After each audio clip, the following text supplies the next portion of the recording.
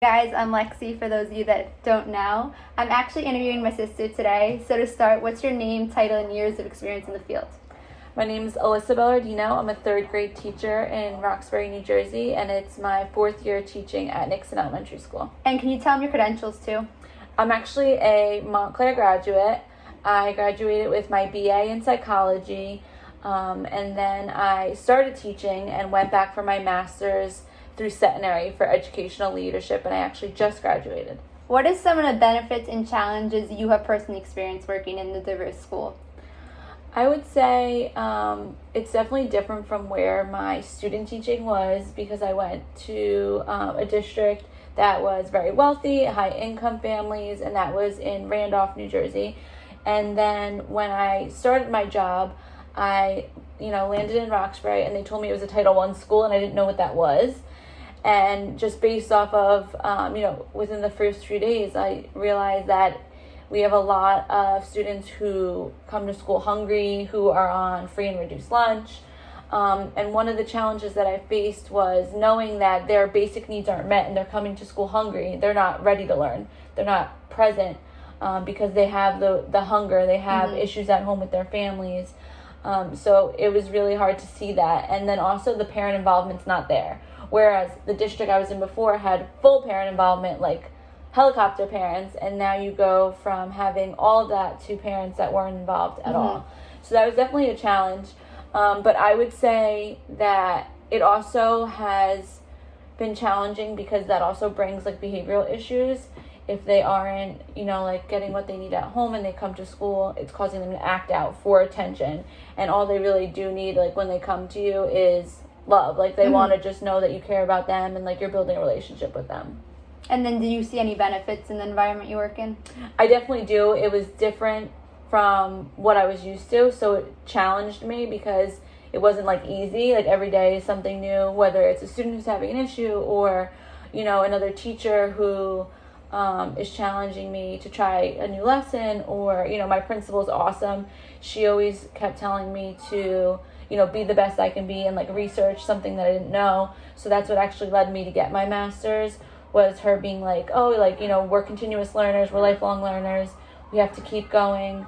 So I took it upon myself to research certain things. The one thing that I found that was super powerful that I have used for the past few years is the zones of regulation to help students with their self-regulating their emotions and like managing those feelings to help build relationships. Tell us about a time you had to advocate for your students based on their diverse needs.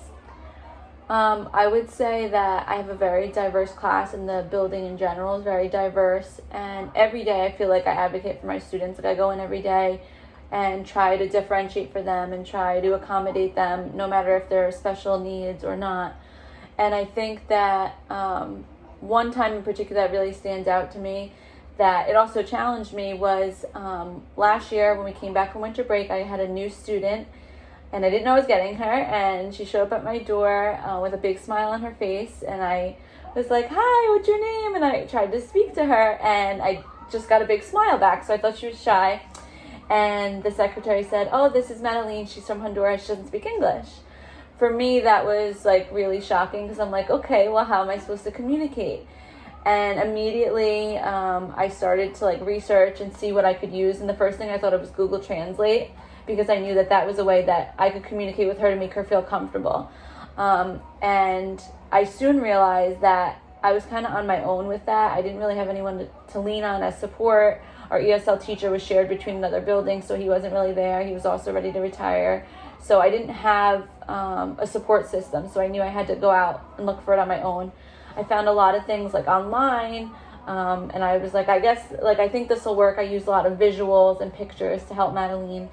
And I realized that I needed more. We didn't have any books that she was able to read. She was able to look at the pictures, but there weren't books in our school at all that were bilingual, or even maybe we had 3 Spanish books in the whole school. So I ended up reaching out to my assistant principal, Chuck Sipe, who told me that he was willing to give me $1,000 to budget for a bilingual book collection and tools that I could use with her, and we could also use school-wide. So I thought that was really great. I was able to find a bunch of resources, order them. Granted, it took like a month to get to me, but he told me like, whatever you need. I know that this is a resource that we're lacking. As a district, we're working on building that program up because it's really lacking. But that was a time that was really challenging for me. And I was fortunate that I was able to get funds and that I was able to order things to help her. And by the end of the year, she had a full vocabulary. She was able to write, you know, a 2-page small moment about something that she did. So it was amazing to see like the progress that she made in such a short period of time. For our last question, what advice would you give other professionals who are trying to become culturally competent in their field? I would say as an educator, you have to think of yourself as a lifelong learner, and I don't know everything. You know, I grew up in a small town, Parsippany, and I didn't really have diverse learners around me. So I think like opening my eyes to what else goes on in the world and other communities and where people come from. So the first thing that you need to do is definitely do research on your own and continuously learn. Another thing is just have a variety of books, videos, things that you could use in your classroom, and tell the kids like, I'm learning too. Like, this isn't something that I know about, but I'm willing to learn with you, and just show them that you're open to getting to know them, their communities, where they've come from. And I think that that makes a huge difference because you're building that relationship with them, and you're also showing them that you care and that no matter where you come from, you're unique in a certain way, and we can all learn from that. Okay, thank you.